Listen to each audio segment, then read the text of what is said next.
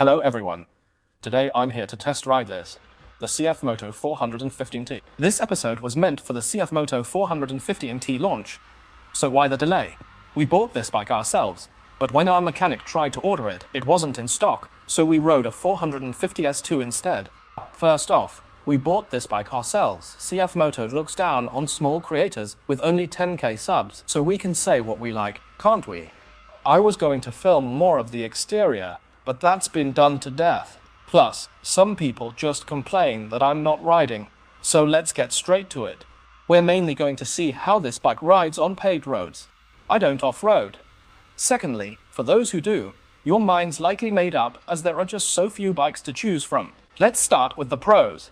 Firstly, the bike feels incredibly solid. It isn't loose and makes no odd noises. You could say that's because it's new, but as a long-time CFMOTO owner, I know older models were often loose and creaky. This one isn't. Second, the engine is exceptionally smooth. It's one of the best mid-capacity bikes I've ever ridden, and it's right up there with a Honda. What's also great about this CFMOTO is the superb vibration isolation. The engine's vibrations are felt consistently from the seat to the handlebars, giving just the right feel, like a quality buffer. Honda should really learn from CFMOTO's vibration control on smaller bikes. Other brands can't match this quality on a 20,000 yuan bike, so don't bother. CFMOTO's 450NK and 450S also have superb vibration isolation. Third, the engine's power delivery is linear, responsive, and very intuitive. For the new 450 platform, CFMOTO has perfected the powertrain. It simply leagues ahead of the bikes they were making just a few years ago.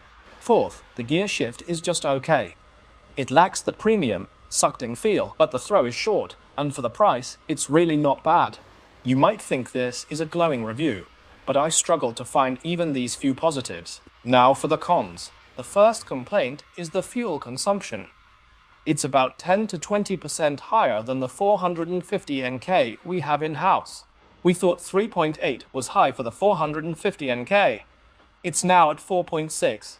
Secondly, the handling feels strange and resistant at all speeds, which could be due to the tire size. While their 450 CLC, NK, and SR models all handle brilliantly, the NT isn't on the same level. It's the same for the 800 series with its poor handling.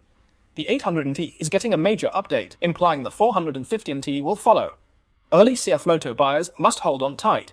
Third, possibly because it's an empty model, the front and rear brakes are very soft, which really dents your confidence. It's best to ride slower around town until you've properly gotten used to them. The rear brake deserves special criticism. The foot feel is similar to my old SR when its rear brake pads were worn out. There's a lot of dead travel at the beginning, with only a tiny bit of very hard feel at the very end. The brakes are also really weak, and you must squeeze both levers very hard. The KTM 790 ADV, 390 ADV, and CFMOTO's 800MT brakes feel nothing like this. I'm not a fan of these brakes, but for pure off-roading, then never mind. Fourth, this bike is significantly heavier than the 450NK, with a much higher center of gravity. Fifthly, while the bike is smooth with excellent vibration control, its power is very weak. With CFMOTO's 450NK and 450S, one twist of the throttle confirms its power is far superior to Honda's 400. The 450MT's throttle feels just like my 400F. You can find professional 0 to 100 acceleration tests online.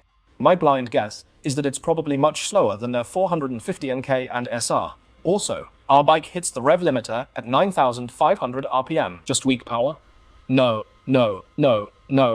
People say Hondas are reliable because they're weak. Well, the CFMOTO 450MT is also weak, but its build quality is worrying. This brand new bike is already leaking oil, and we've taken our own 450NK. It's always been fine, so I don't understand why the MT is behaving like this. It seems quite a few 450MTs are leaking oil. If any experts are watching, please analyze it in the comments. An oil leak from off-roading or a long journey, I can understand, but on a brand new bike, that is something I just cannot accept. After a few years with KTM, you've learned their good habits, but your bad ones have become even worse. Forget the oil leak on a new bike, the handlebars are also crooked. Just see the footage for yourselves. Seventh, this bike's exhaust is quite loud. After a full day of city riding, your bum and hands will feel fine, but your feet and ears are the ones that really suffer. Eighth, bike registration. In Chongqing, Only the 3-pannier version is officially on record, so if you buy the base model without them, you'll have to borrow the original factory panniers just to get the bike registered. If you don't have them, bundle them into your discount negotiation with the dealership. Otherwise, it's another expense.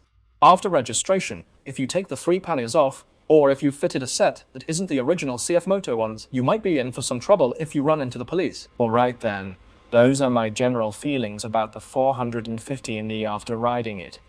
If you have different opinions or thoughts, you're welcome to discuss them in the comments or the bullet screen. We'll see you in the next episode. Bye bye.